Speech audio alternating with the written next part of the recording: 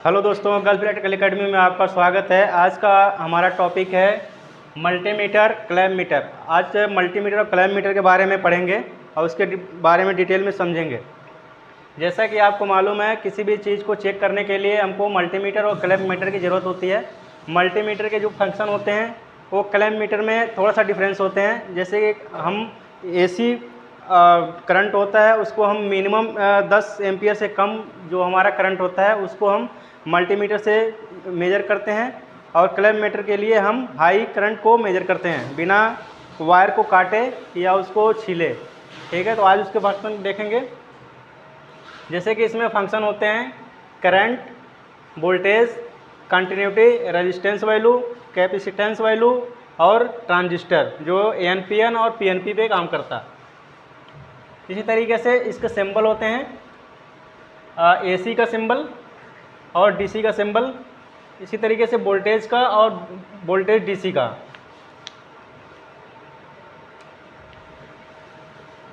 Voltage DC का और ये कंटिन्यूटी का सिंबल होता है जो हम इंसुलेशन टेस्ट करते हैं केबल का, कि हमारा केबल सही है या ख़राब है या कहीं पे कट उट तो नहीं गया है, उसके लिए हम कंटिन्यूटी टेस्ट करते हैं। इसी तरीके से रेजिस्टेंस वैल्यू टेस्ट करते हैं जिसकी यूनिट होती है ओम, और इसका सिंबल होता है ओम का सिंबल बना होता है।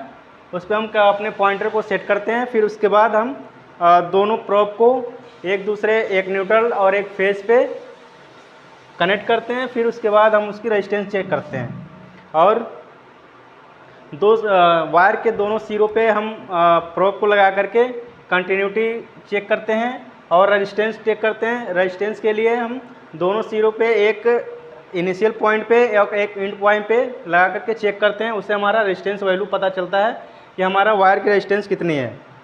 इसी तरीके से कैपेसिटेंस की वैल्यू चेक करते हैं जिसका हम माइक्रोफैरेड होता है उसकी यूनिट, और माइक्रोफैरेड पे जो हमारा सिंबल बना होता है मल्टीमीटर में उस पर हम पॉइंटर को सेट करेंगे। फिर उसके बाद दोनों प्रोब को कैपेसिटर के दोनों टर्मिनल पे कनेक्ट करेंगे, फिर उसकी रीडिंग को नोट करेंगे। इसी तरीके से हमारा ट्रांजिस्टर होता है। ट्रांजिस्टर को हम चेक करते हैं दोनों पॉइंट पे। इसमें हमारा सिंबल्स होते हैं, एक पॉइंटर बना होता है, ये हमारा मल्टीमीटर है, ये हमारा पॉइंटर बना होता है। ये डिस्प्ले होता है जो हमारे रीडिंग दिखाती है, और ये हमारा पॉइंटर बना होता है जिस पे सेट करना होता है उस पर हम सेट करते हैं और हम रीडिंग को नोट करते हैं।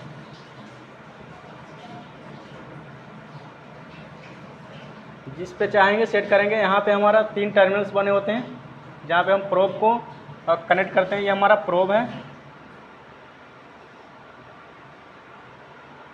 ये कॉमन होता है, और एक हमारा ये फेज का काम होता है जिसमें लाइन होती है, और ये 10 मिली एम्पियर से 10 मिली एम्पियर तक या उससे कम की जो करंट होता है उसको मेजर करने के लिए हम इसको प्रोब को इसमें कनेक्ट करते हैं। फिर उसके बाद हम मेजर करते हैं। जैसे कि आप समझ गए होंगे, मल्टीमीटर में और क्लैंप मीटर में सेम फंक्शन होते हैं। बस डिफरेंस क्या होता है कि मल्टीमीटर में हम करंट, हाई करंट को मेजर करते हैं, और ये हमारा क्लैंप मीटर है।